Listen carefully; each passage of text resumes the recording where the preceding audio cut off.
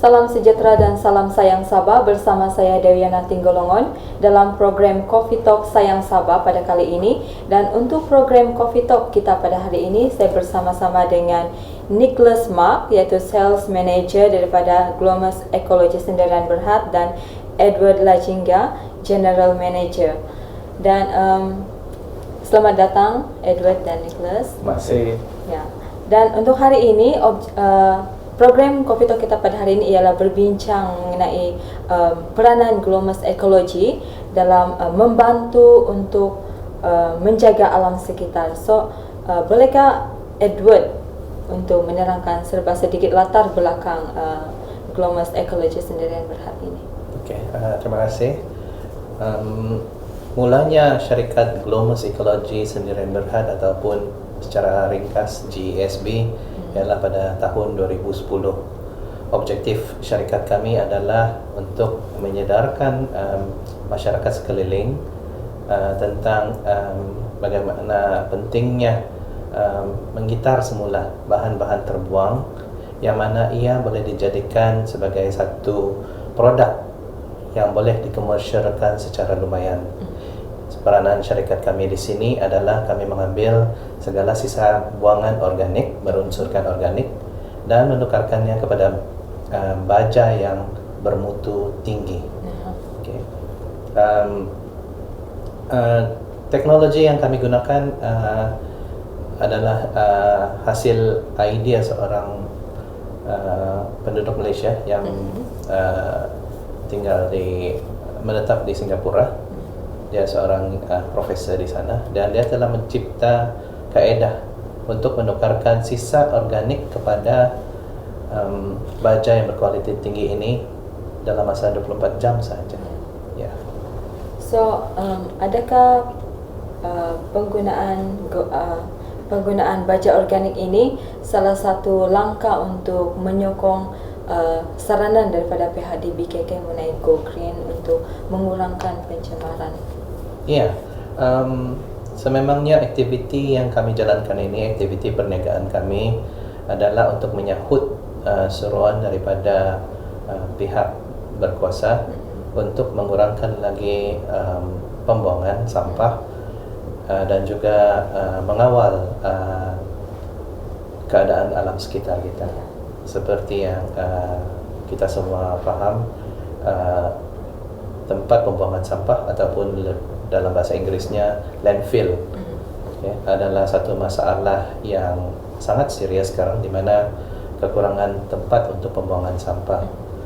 Jadi usaha yang kami jalankan ini, aktiviti kami ini adalah untuk menukarkan sampah buangan ini yang berunsurkan sisa organik kepada baja yang berkualiti tinggi yang mana dia boleh digunakan kembali untuk menghasilkan hasil tanaman yang berpotensi lumayan. Ya. Ya.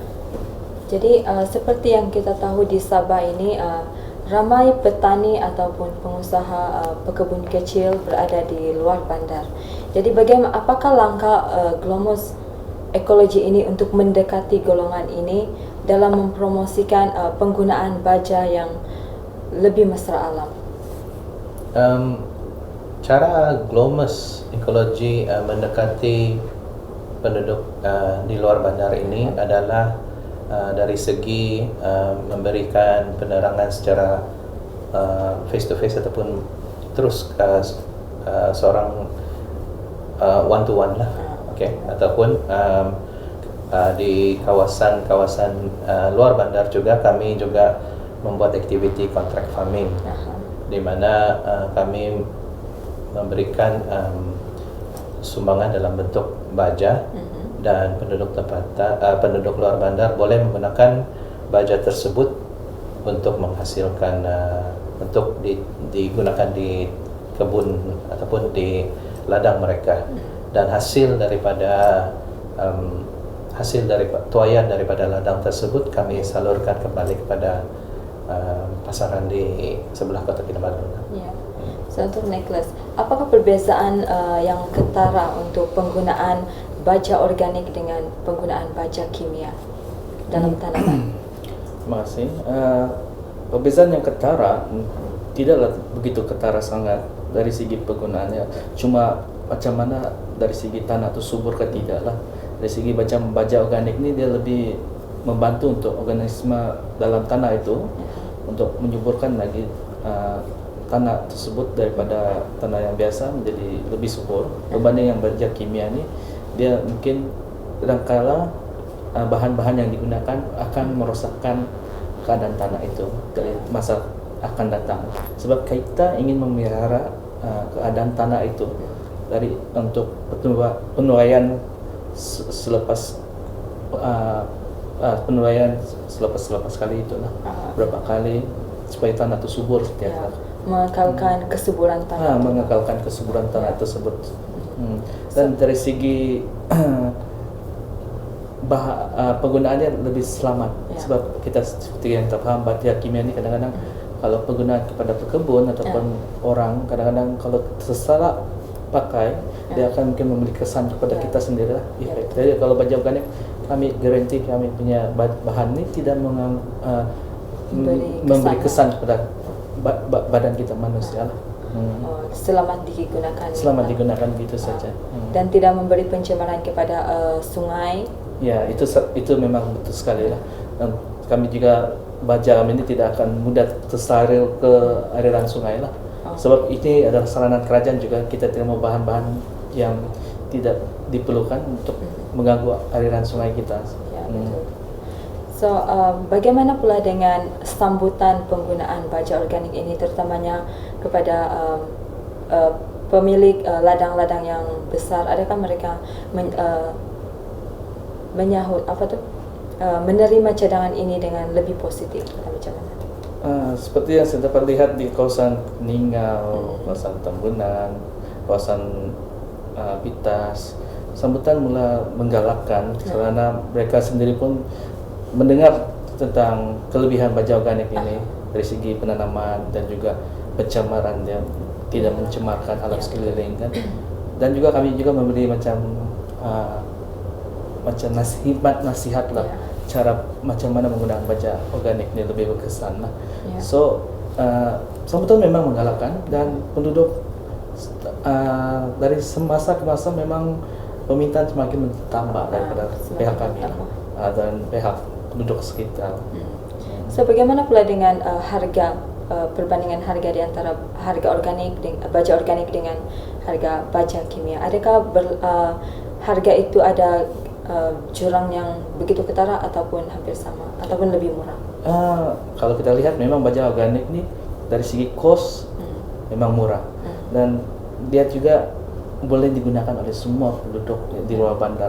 Sebab macam kita dapat lihat sekarang macam kawasan bandar terutama sekali, penduduk-penduduk pun mula sudah untuk bercocok tanam secara diri lah, untuk menyahut saranan kerajaan baru-baru ini untuk mengurangkan pembelanjaan di luar, tetapi kita apa kata salahnya kita menghasilkan tanaman sendiri di rumah, halaman rumah kita sendiri. Jadi dari segi kos memang menjimatkan berbanding baja kimia.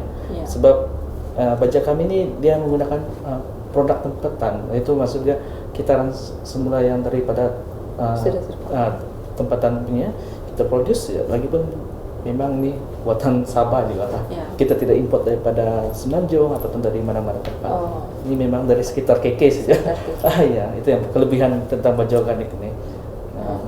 So, adakah perancangan untuk meluaskan lagi pasaran ini di mana-mana, contohnya pergi ke Semenanjung ataupun ke selain daripada di Sabah, ataupun meluaskan selain daripada di KK pergi ke luar bandar, Tawau atau sebagainya? Sememangnya perancangan itu ada untuk pengetahuan pihak Sayang Sabah. Kami sudah mula meninjau kawasan-kawasan di luar bandar, contohnya ke sebelah East Coast dan juga ke Sarawak. So perancangan sudah ada, dan aktiviti untuk memasarkan baja ini pun sudah bermula. So far penerimaan terutamanya daripada kawasan Miri di Sarawak sangat menggalakkan. Dan mereka memberikan feedback yang sangat baik sekali, terutama bagi peladang-peladang yang menjalankan aktiviti tanaman kelapa sawit. Ya. Jadi memang sangat menggalakkan. Sangat menggalakkan. Ya. So ada berapa jenis baja sebenarnya, baja organik yang dipasarkan? Adakah jenis-jenis? Ya ada. Di sini saya ada beberapa brosur ya. Oke, ini adalah Eco Blend, baja Eco Blend, yaitu ini adalah campuran tanah hitam dengan baja subur kami. Baja subur. Ya, ini sesuai digunakan kepada penduduk-penduduk yang menetap di apartemen atau kondominium, ataupun mereka yang memulakan perusahaan nursery, untuk percambahan ataupun pembenihan. Ini sangat sesuai. Dan kemudian yang ini baja kami yang paling popular. Ini baja subur ataupun nama dia kami panggil Ecopure, baja semula jadi. Dan dia sesuai untuk semua jenis tanaman. Tidak kira bunga ataupun sayur. Tidak kira bunga, dia sesuai untuk pokok buah-buahan, tanaman landscape dan kelapa sawit juga. Ya.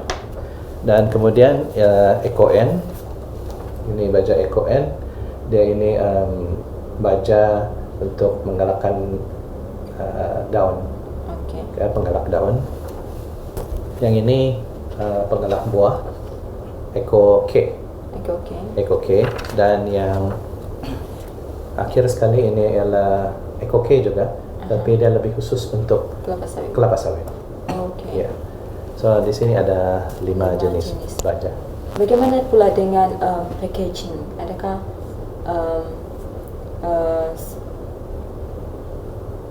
baja ini dijual dalam kuantiti yang banyak atau macam mana? Kalau dari segi packaging dia, contoh packaging yang kami ada di sini. Ini packaging untuk 1 kg Ecopure untuk penggunaan yang masyarakat di kawasan KK ataupun di kawasan rumah lah, dan sangat mudah digunakan sebab packagingnya sudah dibuat begini rupa, memudahkan sehingga kalau kita dapat lihat di sini dia boleh digunakan untuk sayur, tanaman landscape, tanaman untuk buah-buahan. Ini memang sangat sesuai di kawasan KK. Tapi untuk yang kawasan peladangan Eco-K macam gitu kan, baja Eco-K kami dalam bentuk guni 25 kg lah. Dan dari segi yang macam untuk yang buah-buahan yang kecil-kecil lagi kami ada yang 5 kg punya lah untuk Eco-K yang ini lah, untuk pengalak buah-buahan.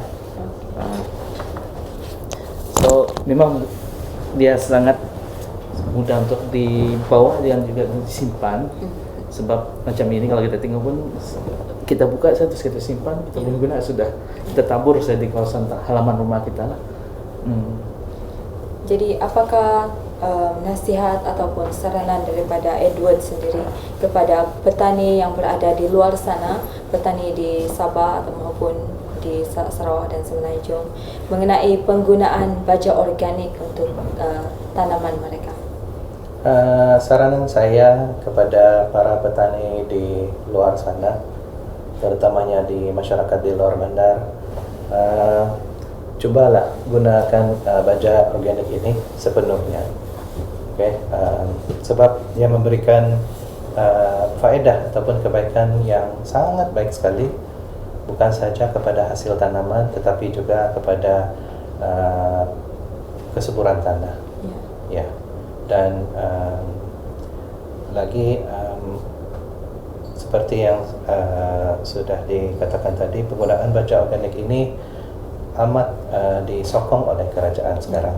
Ya, sedang ini adalah kerana di Jabatan Pertanian pun mereka ada satu unit yang dinamakan unit organik. Ya. So ada apa-apa penambahan daripada necklace? Bagi masyarakat di luar sana, kita sahut cabaran kerajaan yaitu perniagaan melalui pertanian akan menguntungkan kita dan juga untuk membantu dari segi ekonomi. Terima kasih. Demikianlah penjelasan daripada Edward dan Nicholas mengenai Glomus ekologi. Semoga dengan penjelasan mereka sebentar tadi itu memberi penerangan kepada penonton di luar sana mengenai pentingnya penggunaan baja organik dalam memastikan penjagaan alam sekitar. Sekian untuk Coffee Talk Sayang Sabah pada kali ini.